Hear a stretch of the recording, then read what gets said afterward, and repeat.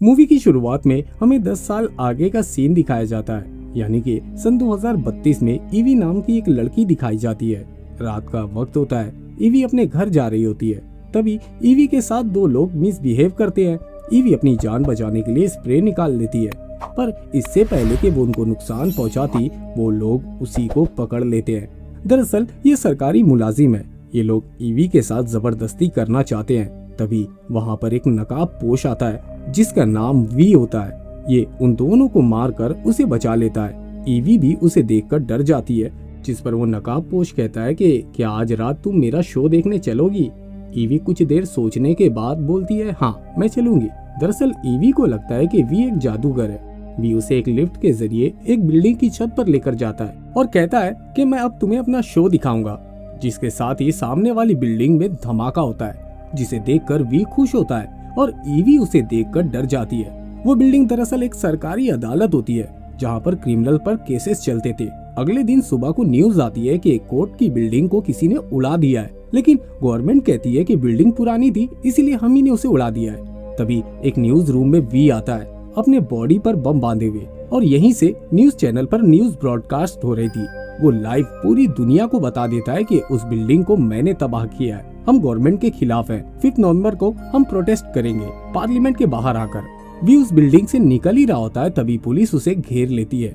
ये पुलिस पर हमला करता है। तभी एक पुलिस ऑफिसर उस पर गन तान लेता है। इससे पहले कि वो उसको मारता, ईवी वहाँ आकर उसकी आंखों में स्प्रे मारती है। पुलिस वाला उसको मारता है और ईवी को बेहोश कर देता है। वी उस पुलिस वाले पर हमला कर वहीं पर उसे गिरा देता है। वी को पता है कि ये सारा कुछ सीसीटीवी कैमरे में कैद हो चुका है, इसलिए वो ईवी को अपने घर ले जाता है ताकि उसकी जान को कोई भी खतरा ना हो। दरअसल ईवी ने वी की जान बचाई थी, इसीलिए वी ने भी उसकी जान बचाई थी।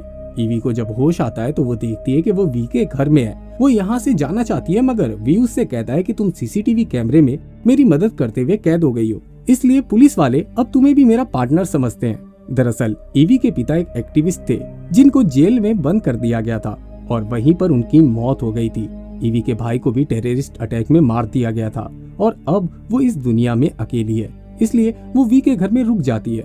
इसके बाद वी एक घर में जाकर एक पिता और गार्ड को मार देता है। वो डेड बॉडी पर गुलाब का फूल रखकर चले जाता है। उसके बाद काफी टाइम गुजर जाता है। ईवी वी के साथ ही रह रही थी। वी हमेशा अपने घर में मास्क लगाकर रखता है, इसलिए उसके असली चेहरे का किसी को पता नहीं होता। वी इसके लिए एक से एक खाने बनाता है। आहिस्ता आहिस्ता ईवी को समझ में आ जाता है कि वी गवर्नमेंट के खिलाफ है, जो कि आम लोगों पर जुल्म करती है, इसलिए उसे वी का काम अच्छा लगने लगता है। लेकिन उसके काम करने का तरीका उसे पसंद नहीं है, इसलिए वो मौका देखकर वहाँ से निकल जाती है। जिसके बाद वो सीधा अपने बॉस के पास जाती है।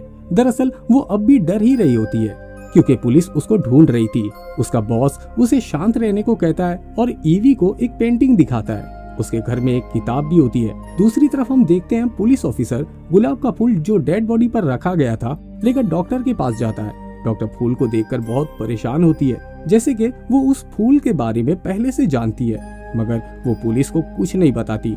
डॉक्टर जब रात को घर पर होती है तब वी वहाँ पर आता है, जो कि हमेशा की तरह नकाब पहने हुए था। डॉक्टर कहती है कि मैं फूल को देखकर समझ गई थी इसके पीछे तुम्हारा ही हाथ है, लेकिन वी उसकी बात का कोई भी जवाब नहीं देता। डॉक्टर कहती है कि तुम्हारे साथ जो कुछ भी हुआ उसके लिए मुझे माफ कर दो। उसके बाद वी उसको एक गुलाब का फूल देता है। उसके पास एक इंजेक्शन होता है, जिसे देखकर डॉक्टर समझ जाती है कि अब उसका आखिरी वक्त आ गया है। कुछ देर के बाद पुलिस वहां आती है तो देखती है कि डॉक्टर भी मर चुकी है और उसकी बॉडी पर भी गुलाब का फूल रखा हुआ है। पुलिस ऑफिसर समझ जाता है कि वी ने डॉक्टर को मारा है। पुलिस ऑफिसर डॉक्टर की डायरी लेकर चले जाता है और जब वो उस डायरी को पढ़ता है तो कहानी 2015 में चली जाती है। उस वक्त की गवर्नमेंट ने एक कैंप बनाया था जिसमें वो लोग रखे जाते थे जो कि उस वक्त की गवर्नमेंट के खिलाफ होते हैं। यहाँ पर सभी लोगों पर जुल्म किए जाते थे और हर इंसान के ऊपर बहुत ही खतरनाक किस्म के टेस्ट किए जाते थे, जिससे कि काफी लोग मारे जाते थे और जो बच जाते थे उनको सेल नंबर 1, 2, 3, 5 में रखा जाता था। कुछ महीनों के बाद ये लोग भी मारे गए, लेकिन सेल नंबर 5 का एक इंसान बच गया जिसका नाम वी है, यानी कि जो सरकार के खिलाफ लड़ रहा है, जो कई साल पहले सेल नंबर 5 को धमाके से उड़ाकर निकल गया था। इस टेस्ट में जितने भी डॉक्टर, ऑफिसर, कमांडो मौजूद थे, वी उन सबको मार चुका है। कहानी अब प्रेजेंट में आती है, जहाँ पर पुलिस वाले ईवी और उसके बॉस के पास पहुँच जाते हैं। अब ईवी से पुलिस बहुत तफ्तीश करती है, लेकिन वो पुलिस को कुछ भी नहीं बताती। दरअसल वो किसी तरह वी तक पहुंचना चाहती है और ईवी जब उनको कुछ नहीं बताती तो वो ईवी को बहुत टॉर्चर करते हैं, उसके बाल काट देते हैं। उसके बाद ईवी को एक सेल में बंद कर दिया जाता है। वहाँ पर एक नोट होता है जो कि इससे पहले बंद की गई लड़की का होता है, जो कि हुकूमत के खिलाफ थी और उसे भी बहुत ज्यादा टॉर्चर किया गया था, लेकिन उसने अपने साथियों के खिलाफ कुछ भी नहीं बताया और इससे ईवी को बहुत हौसला मिलता है। उसके बाद ईवी के पास एक आदमी आता है जो कि नकाब पहने हुए था और वो ईवी से कहता है कि तुम अब आजाद हो। उसके जाने के बाद ईवी देखती है कि सेल का दरवाजा खुल गया है और उस जगह से निकलकर सीधा वी के पास जाती है, जहाँ वी उसका पहले से ही इंतजार कर रहा था। वी उससे कहता है कि तुम्हारे साथ जो कुछ भी हुआ वो मेरे ही कहने से हुआ। मैं देखना चाहता था कि तुम्हारे अंदर कितनी बर्दाश्त की ताकत है। ईवी उससे पूछती है कि मेरा बॉस कहाँ है। वी कहता है कि तुम्हारे बॉस को पुलिस ने मार दिया है। ईवी उसे नोट देती है जो उसे सेल में मिला था। वी उसे बताता है कि ये नोट असली है, ये उस लड़की ने लिखा था जिसको उस सेल में मार दिया गया। ईवी जाने लगती है। वी उससे कहता है कि 5 नवंबर से पहले मैं तुमसे मिलना चाहूंगा। ईवी कहती है ठीक है और ये कहकर वो वहाँ से चली जाती है। दूसरी तरफ पुलिस वालों को वी का ईमेल आता है और कहता है कि मैं तुमसे मिलना चाहता हूँ। उसके बाद पुलिस ऑफिसर उससे मिलने जाते हैं, जहाँ पर वी ने नकाब नहीं पहना था, लेकिन उसका हुलिया पूरी तरह से बदला हुआ होता है। वी बताता है कि आज से कई साल पहले सन 2015 में सरकार ने एक कैंप बनाया था और जो सरकार के खिलाफ थे उनके ऊपर उस कैंप में बंद करके टेस्ट किए गए। एक वायरस बनाया गया था जिसको सरकार 3 जगहों पर फैलाना चाहती थी, स्टेशन, स्कूल और प्लांट। उसके बाद सरकारी लोगों ने उस वायरस को उन जगहों पर फैला दिया, जिससे कई लोगों की मौत हो गई और इन्हीं लोगों के पास उस बीमारी का इलाज भी था, जिसकी वजह से वो मशहूर हो गए। कुछ बेगुनाहों को अंदर कर दिया गया और जो गुनाहगार थे उनको बड़ी बड़ी पोस्ट पर बिठा दिया गया। वी वहाँ से चला जाता है। अगले दिन पुलिस वाला वी की कही गई बातों पर तफ्तीश करता है। वी ने अपना जो नाम पुलिस को बताया, उस नाम का आदमी 20 साल पहले ही मारा गया था। 5 नवंबर का दिन आने ही वाला था, इसलिए वी अपने जैसे मास्क को पूरे ही शहर में बंटवा देता है ताकि उसके जितने भी सपोर्टर हैं वो मास्क पहनकर वहाँ पर मौजूद हो। उसके बाद एक बच्ची जो कि वी का मास्क पहने हुई थी, उसको पुलिस के आदमी मार देते हैं और ये सब देखकर सब के सब लोग गुस्से में आ जाते हैं और सब के सब हुकूमत के खिलाफ हो जाते हैं। 5 नवंबर की शाम आ जाती है और वी इससे पहले ईवी से मिलना चाहता है। तब ईवी उसके पास आती है। वी उससे कहता है कि वो पार्लियामेंट को हमेशा के लिए खत्म कर देगा। उसके बाद वो ईवी को मेट्रो स्टेशन के अंदर ले जाता है, जहाँ पर बहुत सारा बारूद होता है और कहता है कि ये सब का सब तुम्हारा है, तुम्हें इन सब का सही से इस्तेमाल करना होगा। ईवी कहती है कि हम यहाँ से कहीं दूर चले जाते हैं, पर वी उसकी बात नहीं मानता और पार्लियामेंट हाउस की तरफ निकल जाता है। वहाँ पर बहुत सारे लोगों को दिखाया जाता है जो कि वी की तरह मास्क पहने हुए थे और आर्मी की बहुत बड़ी तादाद होती है। वी कहता है कि मैं खुद को आपके हवाले कर दूंगा, लेकिन इससे पहले चांसलर को यहाँ बुलाना होगा।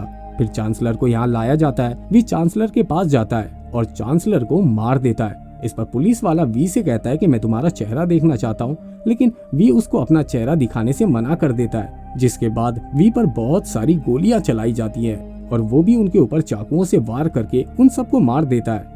उसके बाद वो यहाँ से निकलकर मेट्रो स्टेशन चला जाता है, जहाँ पर ईवी मौजूद है। ईवी उसकी हालत देखकर डर जाती है। ईवी उससे कहती है कि मैं तुम्हें हॉस्पिटल लेकर जाती हूँ, लेकिन वी कहता है कि अब कोई फायदा नहीं, क्योंकि मेरा आखिरी वक्त आ गया है। एक बात मैंने तुम्हें नहीं बताई, मैं तुमसे बहुत प्यार करता हूँ। मुझे तुमसे सब कुछ मिला जो अपनों से नहीं मिला। उसके बाद वी की मौत हो जाती है। ईवी बहुत परेशान होती है क्योंकि कहीं ना कहीं वो भी उसको पसंद करने लगी थी और उसकी बॉडी को ट्रेन में रख देती है और यहाँ पर एक पुलिस ऑफिसर उस पर गन तान देता है। दरअसल ये ट्रेन नीचे जाकर पार्लियामेंट में ब्लास्ट हो जाएगी। पुलिस वाला उसे ट्रेन को रोकने को कहता है, मगर ईवी कहती है कि पूरी की पूरी गवर्नमेंट और सारा का सारा सिस्टम करप्ट हो गया है और इसे सवेरे की जरूरत है, सुबह की जरूरत है, जो कि अच्छी वाली है। अगर मैंने ये ट्रेन को रोक दिया तो वो सुबह कभी नहीं आएगी। वो पुलिस ऑफिसर भी जानता था कि ईवी सच कह रही है, इसलिए वो ट्रेन को नहीं रोकता और ट्रेन निकल जाती है। पार्लियामेंट के बाहर बहुत सारे लोग आ गए थे जिन्होंने वी का मास्क पहन रखा था। सामने आर्मी होती है जिसे के चांसलर के ऑर्डर लेने थे, लेकिन उनको नहीं पता होता कि चांसलर तो कभी का मारा जा चुका है, इसलिए वो फायरिंग नहीं करते। कुछ ही देर में ट्रेन पार्लियामेंट के नीचे जाती है, जिससे ब्लास्ट हो जाता है। ब्लास्ट के साथ ही यहाँ पर आतिशबाजी होती है।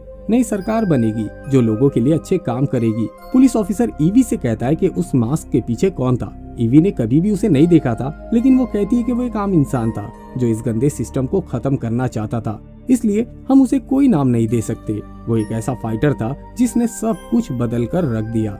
और इसी के साथ ये मूवी यहीं पर खत्म हो जाती है। दोस्तों, अगर आपको हमारा ये वीडियो पसंद आया हो तो वीडियो को लाइक करके चैनल को सब्सक्राइब कर दें और हाँ, बेल आइकन के बटन को दबाना ना भूलें। फिर मिलेंगे अगले वीडियो में। जय हिंद।